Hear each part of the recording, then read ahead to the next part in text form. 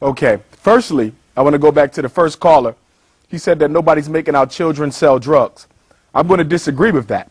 Black boys have the most difficult time of anybody in America to find a job. An illegal immigrant who doesn't even speak English will get a job before a black teen.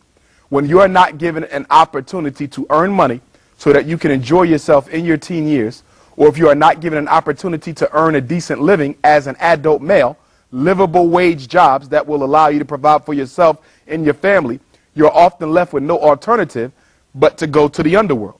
This has been the modus operandi for European immigrants for about 100 years. Jewish gangsters, Italian mobsters, okay, Irish drug dealers. When European immigrants came to America and when they found themselves shut out of the economic order, they created ways of making money, whether it was illegal booze or illegal drugs. But when the Irish and the Jew and the Italian was absorbed into the American social order, they left drug dealing to black people.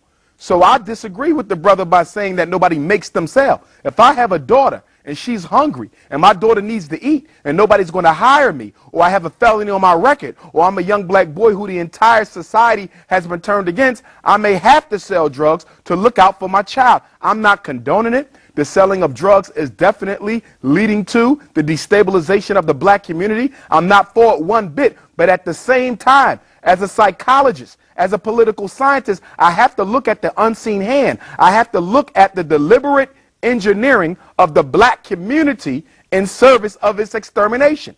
Drugs were introduced in our community by the Central Intelligence Agency. If you want to stop drug dealing, pay a visit to Obama and tell them to stop allowing drugs to come into our neighborhood. That's how you eliminate drug dealing. But you do not blame boys for selling substances that you know they do not have the capacity to bring into their own neighborhood. That's a cop-out and a coward.